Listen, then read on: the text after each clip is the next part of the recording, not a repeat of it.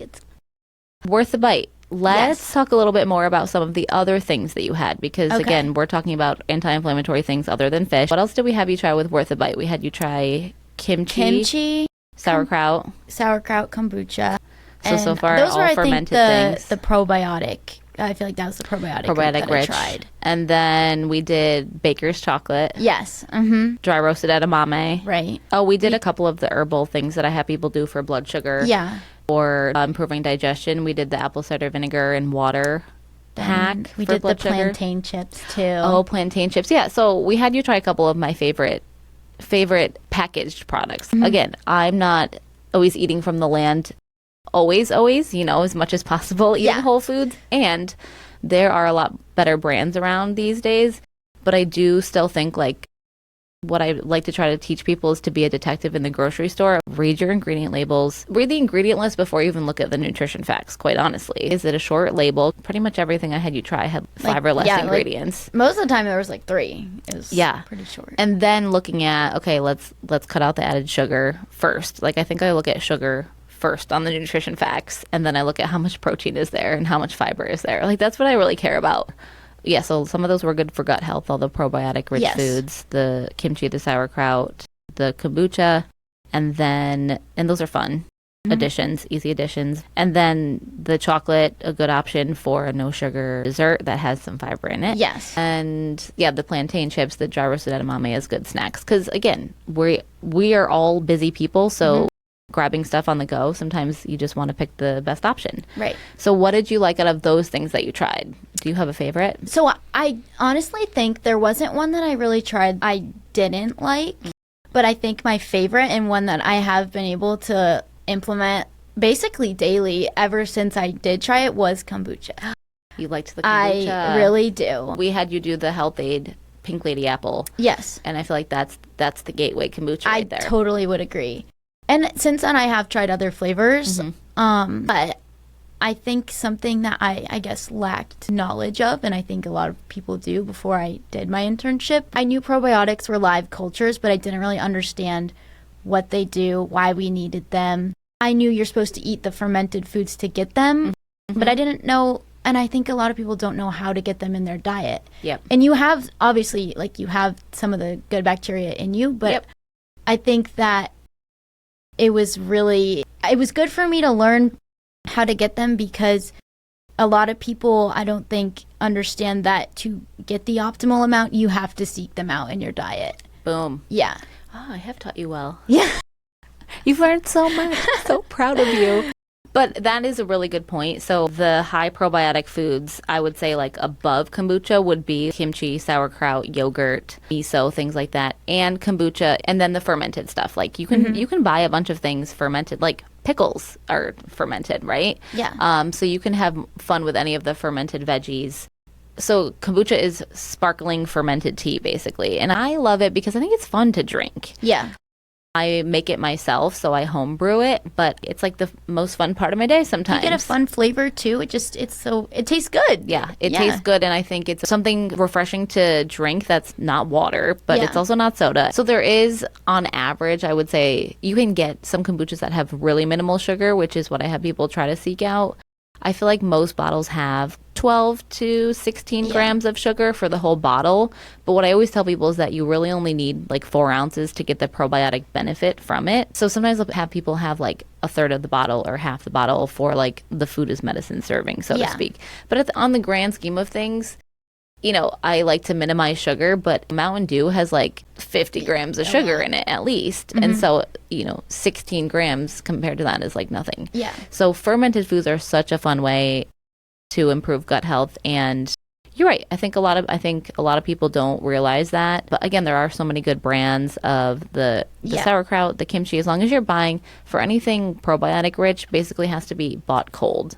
You can buy fermented things that are a sauerkraut on the shelf is not going to have the probiotic benefit that a sauerkraut in the refrigerated section will, because it has to be cold for the live and active cultures, basically. Gut healthy foods are anti-inflammatory foods inherently, because we need to foster a healthy gut microbiome while we're eating an anti-inflammatory diet. We need to foster a healthy gut microbiome for reducing inflammation in our bodies anyway. Yeah. A third of my 12-week anti-inflammatory group program is for a gut healing phase. So we take a week for weeding, seeding, and feeding, we call it. So we weed all, like I always like to talk about the gut as like a gut garden. Like if you're weeding a garden, you're taking out all the weeds. So we're pulling out all the inflammatory triggers. And then seeding is when we put the probiotic-rich foods in there. I also do have people take a supplement optionally during the 12 weeks, a probiotic-rich supplement and a couple other gut healing supplements if they want to. But yeah, fiber and probiotics are the way that we can put new seeds in the gut microbiome. And you're right, we need to continue to eat them because they don't stick around forever. They're temporary placeholders, as we call them. And so they're filling up parking spots in the gut microbiome so that no bad guys like bacteria or viruses or things can stay and wreak havoc. So that's why we have those to kind of crowd out the bad guys, the flowers, right? To grow some flowers so they crowd out the weeds. And then weed, seed, feed, and then we really focus on fiber and diversity and variety because those are shown to be most helpful for the gut microbiome too. So that's like the middle part of the group program that I do because we don't jump into it because I want to help people first get the crap out, the bad stuff out. Pull like the good stuff in, kind of get going, right? These things take time, and so habit change takes time. Exposure to trying new things takes time, right? So or just a summer. That didn't take that long. It was like 8 weeks maybe. Yeah, that's a good point. So I do think like some amount of time not making huge rash changes is good. And then so then we pull those out, allow the gut to heal, which is in and of itself an anti-inflammatory thing. And gut healing is so important as part of an anti-inflammatory diet and lifestyle because our immune system is right on the other side of the gut. So we basically want the gut to be happy because that's also part of our digestion, right? So if there's trouble in paradise in the gut, we can be malabsorbing and not absorbing nutrients. And so if we're eating really good things, right, you can be eating a perfect diet, but if your body's not digesting and absorbing it the way that it should, then we're not getting the benefit from it. And so that's another part of the story, but we do want the good things to be coming in first, and that's where we go to food. Yes. So we also had some people writing questions. Okay. I asked if you wanted to learn about an anti-inflammatory diet or lifestyle, what are questions that you have? And we polled social media. Yes. And we got some good questions. So do you want to read those? Yeah. So our first question was, what exactly is an anti-inflammatory diit? That's a good first question. That's why I went back to school. I went back to school to learn that. That's why I want to go to school. If we go to the tried and true, like basics of a Mediterranean diet, I would say like that's the most research-backed anti-inflammatory diet. And like if we dig into that a little bit more, it's colorful foods, it's the healthy fats, which as we know are the omega-rich fish, and then also the healthy fats and extra virgin olive oil, avocados, even coconut, nuts and seeds, things like that. Chia seeds, flax seeds. A diet that has a lot of diversity, a lot of color from like the non-starchies. And it's a lot of fiber, a lot more fiber than we're eating now, a fair amount of protein. And sometimes it's like not what's in it, but what's not in it, right? So it's focusing on whole foods. Yeah. I think people can really get caught in the weeds of like, what's the optimal perfect diet? And sometimes it's not, what should I eat? What should I eat? It's like, if you eat whole foods and you're not eating a lot of the, new age things that our body basically doesn't recognize as food, sugar, alcohols, and all of like the super duper ultra processed things with the gels and the gums and the preservatives and things like that, then you're off to a really good start. So I like to try to simplify it. And if you're eating whole foods, then you're off to a great start. Sometimes people do need to dig deeper, and certain foods for certain people, people can have food sensitivities to things like gluten, like dairy, like eggs, and other things that would be on an individual basis. So I would say if somebody's eating really, really healthy already, but they don't feel good, then that's the time to dig a little bit deeper and look into food sensitivities and things like that. But broad spectrum, 80% of it is pulling out the crap and adding in the good. And that's essentially what I'm doing with the 12-week anti-inflammatory program. Is I was like, okay, what do people need to start from like level 1, and from a functional medicine perspective, add in that gut healing approach, do the food piece, and the third part of it is really doing like a lifestyle piece too, because I, as a functional medicine nutritionist and as a physical therapist, food is a major piece of the puzzle, and it's not everything. Yes. You know, there's other lifestyle aspects too. So you asked about what is an anti-inflammatory diet. It's a diet that's basically full of nutrients that are going to satisfy your body and your cells to run optimally. Foods that are full of protein, fat, and fiber, and also have a ton of micronutrients. So I would say it's a lot of those micronutrient-rich foods that have vitamins, minerals, and phytonutrients. And phytonutrients are phyto equals plant, so they're plant nutrients. They're only found in plants. So a really plant-forward diet, I would say, also is anti-inflammatory. And that doesn't have to mean a vegetarian diet necessarily. Like, I eat a plant-forward diet, but I eat animal protein as well. And so that's what I would say is the basis of an anti-inflammatory diet in a nutshell. Gotcha.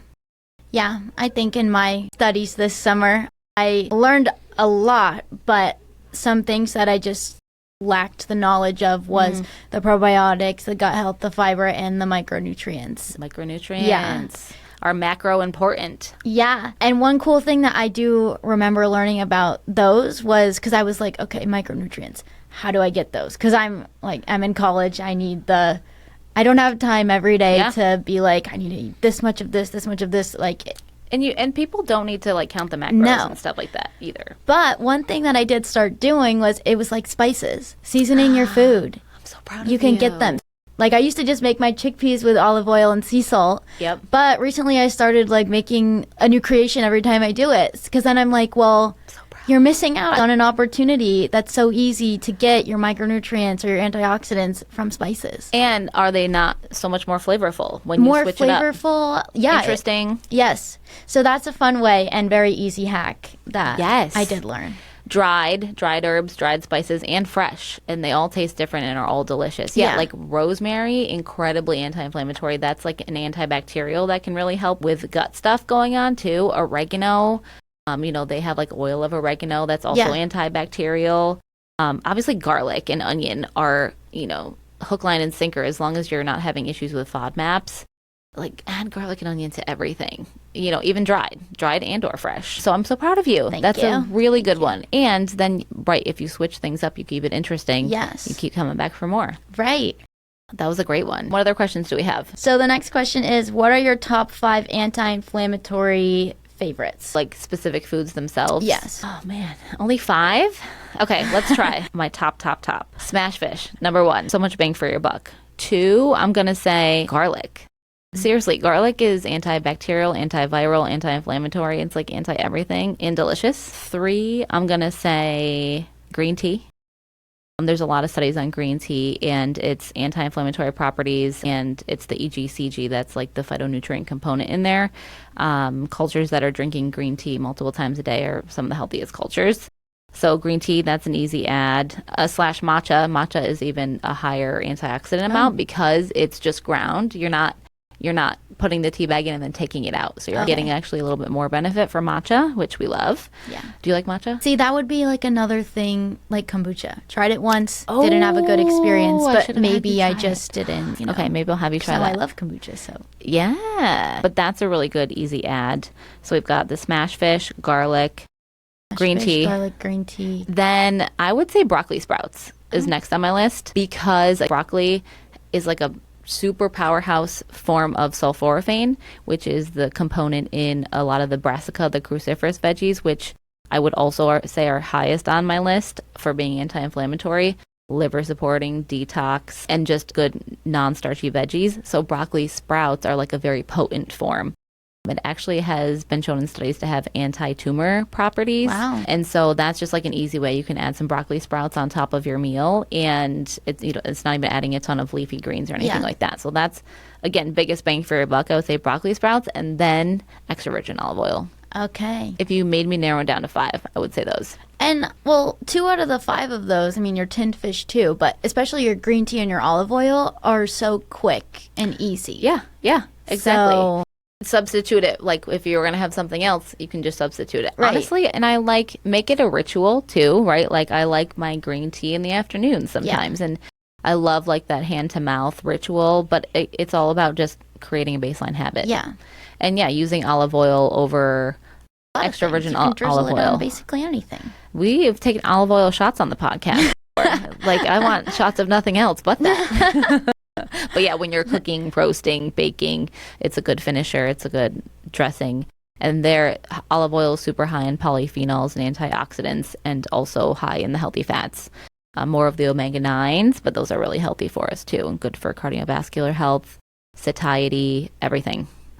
All right, so those are my top 5, if you had to corner me and ask me. Yeah, that was great. Thank you. Next, are there recipes in your anti-inflammatory program that kind of align with the first 2 questions? Oh, yeah. This is actually what I feel most strongly about, is that healthy eating does not have to taste boring or flavorless. Like, I think if you ask somebody like, okay, what is eating healthy? They'd be like vegetables. Well, yeah, what would they say? They would be like an iceberg salad with tomatoes and cucumbers. And one, that would fill up nobody. And that could be a good starter, but also no one's eating iceberg right now. Don't buy don't buy bagged iceberg. But that's my case for let's do the dark leafies and buy our greens from the farmer's market and things that aren't in a bag. All that to say, so yes, so there are recipes. I have 6 recipes each week that I give in the anti-inflammatory program, and actually it's a weekly guide. So it's 6 recipes each week for 12 weeks that tie into what we're talking about that week. So breakfast bank, we've got PB&J Power Yogurt Bowl, anti-inflammatory daily smoothie, just because I like a really balanced smoothie. I have people make sure they're getting the right amount of everything in there to stay full. Coconut chia pudding, chocolate raspberry overnight oats, apple cinnamon overnight oats, pumpkin spice overnight oats. Oh, the high-protein breakfast biscuits, savory pesto egg muffins, blender anti-inflammatory pumpkin pancakes, anti-inflammatory acai bowl. Those are some of the breakfasts. Snacks, chickpea cookie dough. That's my favorite cookie dough snack. I did try that. I really did like that. Did you try it? I did. I was going to make it for you. My favorite was in the desserts. Oh, yeah. Nature's Snickers Bites, a superfood smoothie, chunky maple nut granola that's gluten-free and minimal sugar. The desserts, avocado mousse, chunky monkey frozen yogurt, prebiotic oatmeal cookies, sweet and salty crispy chickpeas, rich chocolate truffles. That's the one. That is my favorite. Tell everybody what you did with that. So if you're someone like me who just loves everything dark chocolate. Same. Sometimes when I go to the coffee shop, I'm like, oh my gosh, I just really want an iced mocha. But it's so high in sugar. And I'm like, oh my gosh, I don't like that I have to drink that. I made Sarah's dark chocolate truffles out of baker's chocolate or dark chocolate chips and coconut milk. Yep. And you put it in the fridge, so you get like a little... Like a legit truffle. Yeah, like you get a truffle. And I just keep like the, I guess, batter, for a better lack of a better term, in a bowl. I take like a scoop or 2 of that and put it in the bottom of my glass, and I brew my Nespresso pod over the chocolate. Yeah. And it makes you a healthy iced mocha with no added sugar. And so it melts and then you mix it? Yeah, it melts when you pour the espresso shot on it, and when you put that in the milk, it tastes like an iced mocha. I need to try that. It is really good. That was so genius, Jacqueline. Thank you.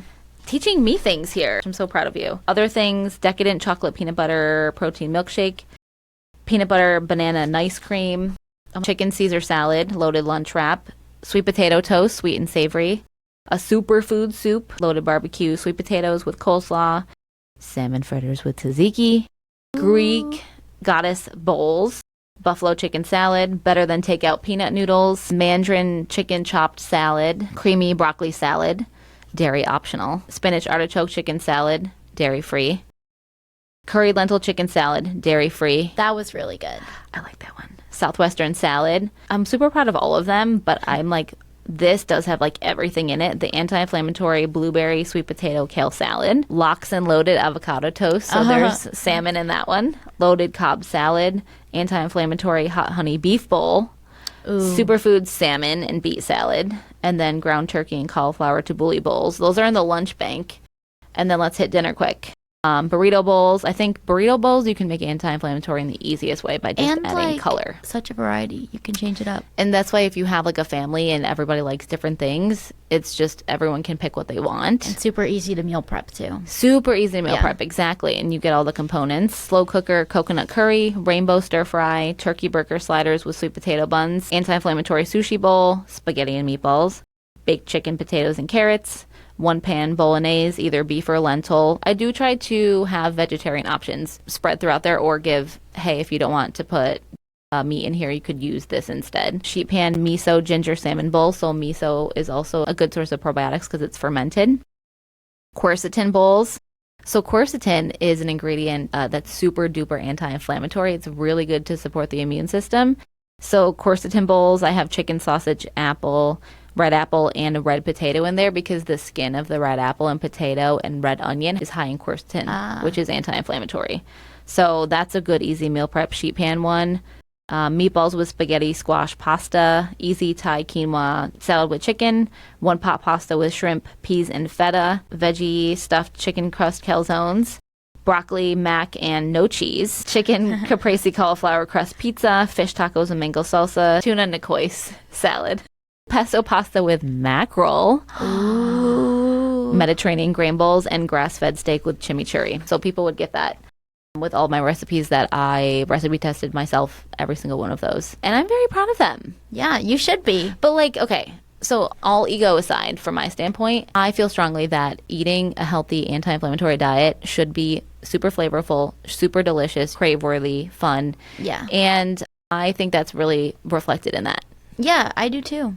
Especially because there's a lot of things like, I'm just going to keep going back to these dark chocolate truffles. But for me, I just love chocolate and stuff like that so much. And so a lot of the stuff that you do have to turn to, it has a lot of sugar in it. So you provided one of my favorite things in a healthy form. So right, because dark chocolate in and of itself has antioxidants. Yes. And I eat a little square of that, my baker's chocolate, just about every day. Yeah. And again, it's not about not having anything ever that you enjoy. It's about making what you enjoy into something that can be healthier. You know, we have buffalo chicken stuff in there. We have chicken Caesar salad. Yeah. Some of the like more traditional foods, but then it's just leveled up from an anti-inflammatory standpoint, which is easy, healthy, and delicious. And so I will die on that hill. That like healthy eating does not have to be boring or disgusting. And it shouldn't be, because then you won't stick with it. Boom. Boom.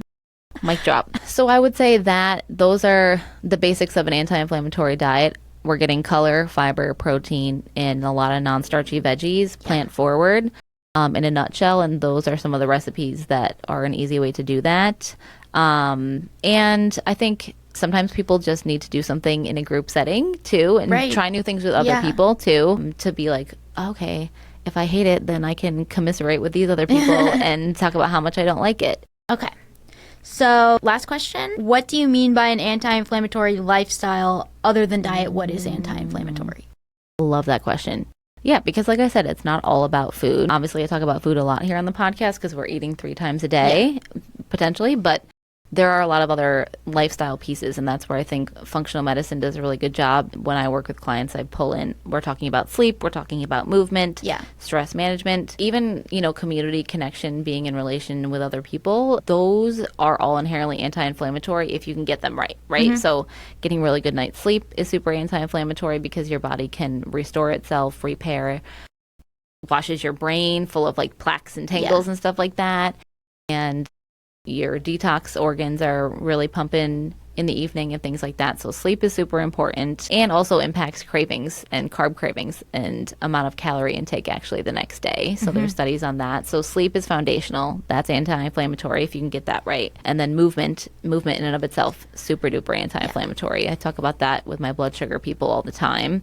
It doesn't always have to be the same thing. It doesn't have to be targeted exercise per se, but we are meant to move. So movement is super anti-inflammatory and sends anti-inflammatory signals from our muscles. They're called myokines. And so again, helps us with blood sugar stuff. Obviously, some people, you know, more than others, burning calories, stuff like that if that's needed. But movement is also just great for the brain, mental health, super anti-inflammatory. And obviously stress is a big inflammatory piece. So relaxation, calming down, coming down, like moving in from fight, flight into rest and digest is really important and not talked about enough. We have a discussion about mindful eating in the group, and that's a really fun one because that's like when we're sitting down to eat the meal, like if we have the nutrients on the plate, but we're eating it in like a super hurried fashion, we might not even be absorbing all the nutrients necessarily. There's ways to eat in a way that you're not overeating, that you, again, are enjoying the food more. And so that's like actually a super fun one. And then talking about connection, community, those sorts of things.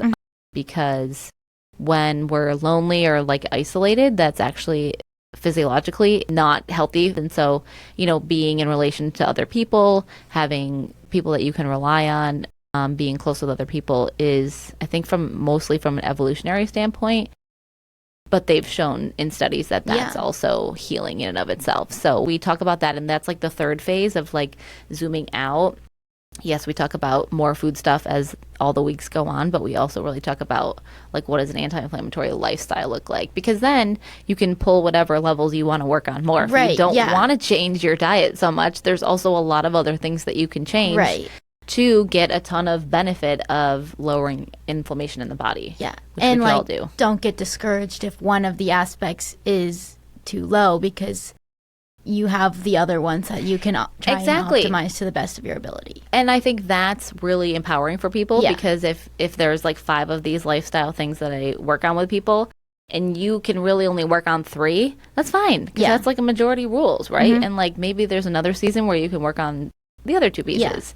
So we need different things in different seasons of life. I think that's also really important too, is like what's your capacity? What's your bandwidth and in what area? Yeah. The whole lifestyle piece too. Those are good questions. Do you have any more burning questions? No. Not burning anyway. Let's end on one health fact that surprised you the most this summer. So I guess overarching, like very broad umbrella, the fiber and its importance. I think me and so many other people just lack the knowledge about it, don't know what it's for, but it's crucial. I didn't know how big of a role it plays in honestly everything. Yes, fiber is I would say maybe the most important thing. Yeah. While I love protein, but I really it's so do. Overlooked. Like if I never did this, I wouldn't know. Fiber is the most important thing. We talk about that in the anti-inflammatory program all throughout the whole thing, because I think some people think certain foods are high in fiber, just like vegetables in general are high in fiber, but a lot of them aren't necessarily. So it's pretty easy to get to like kind of know what you're looking for. I just think people hear it and it goes in one ear and out the other, and they don't ever think about what has fiber, what's fiber for. Yeah. Like what even is fiber. We got to change that. Yeah. I'm changing that. Well, we're making fiber sexy. Yes, we are. So it's fine. Thank you so much for being here. Thank you for having me. Listen, you taught me things this summer because it was really helpful for me to see your perspective. Sometimes I'm like, yeah, we all know we should do this. And that's not always the case, right? So getting your perspective, you gave me good ideas too. And seeing what you liked and what you didn't like. You're great. Thank you. You're great. Thanks for being here. Thank you for having me. We're going to miss you. You sure you want to go back to college? We'll see you again, I'm sure. Yes. Oh, yes. Okay. Well, thanks for being here. You're welcome. That's a wrap.